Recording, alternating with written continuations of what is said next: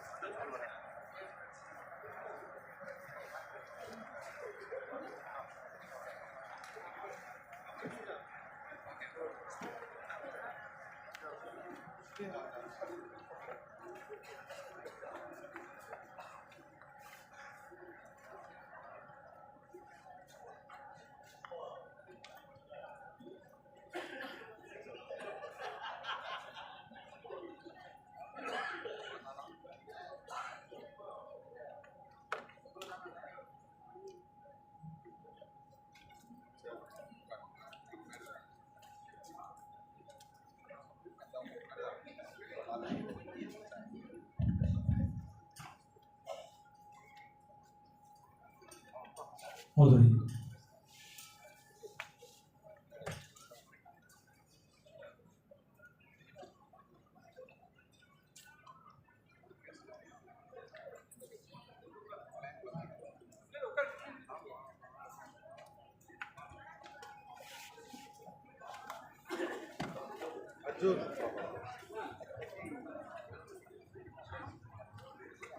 கொடுக்காம இருக்கிறது சரி கிடையாது.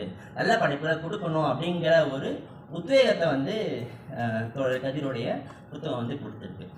ரெண்டாவது வந்து ஃபஸ்ட்டு அதில் ஷேர் பண்ணவங்க நிறைய பேர் என்ன சொல்லியிருந்தாங்கன்னா, கதிர் வந்து இந்த கதையை எனக்கு சொல்லியிருக்காரு, ஷேர் பண்ணியிருந்தாரு அப்படின்னு சொன்னோடனே நான் கொஞ்சம் பயந்துட்டேன். என்னடா எல்லாத்தையுமே கதையை சொல்லிட்டாருன்னா புக் யாரும் படிப்பாங்க, எல்லா கதையும் சொல்லிட்டாரு அப்படின்னு நான் நினச்சேன். அப்புறம் தான் தெரிஞ்சுது இவருக்கு புக்கை வாங்கி படித்தவங்க எல்லாருமே இவர்கிட்ட கதை கேட்டவங்க.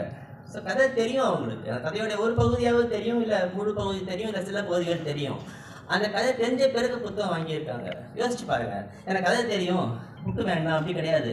எனக்கு கதை தெரியும் அதனால நான் வாங்குறேன், எனக்கு இவர் தெரியும் அதனால நான் வாங்குறேன், என்ன எழுதுக்காரன்னு எனக்கு தெரியும் இருந்தாலும் நான் வாங்குறேன். ஸோ அந்த ஒரு டிஃப்ரென்ஸ் தெரியுது இல்லையா, இது வந்து புக்குன்னு நினைக்கிறேன் நான். ஸோ இந்த மாதிரி கதிருடைய முதல் புத்தகம் நாவல், ஃபிக்ஷன். அவர் கவிதை எழுதியிருக்காரு, அதன் பிறகு நான் ஃபிக்ஷன் கட்டுரைகள் வந்திருக்கு.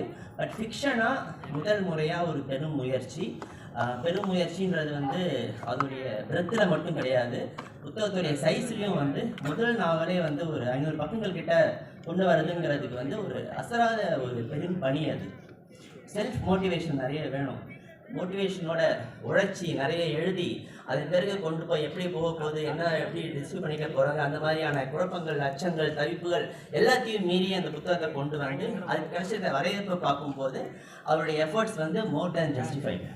ஸோ இது வந்து இன்னும் என்கரேஜ் பண்ணி இன்னும் நிறைய புத்தகங்கள். இந்த பெயரிலேயே நமது அரசியல் அழகியலோடு வெளிப்படுகிறது. கதிர் சார் தொடர்ந்து மனித உரிமை தளத்தில் ஆணவ கொலைகளுக்கு எதிராக களத்தில் இருப்பவர், இந்த சமூகத்தின் இரத்தமும் சதையுமாக வாழ்ந்து வருபவர்.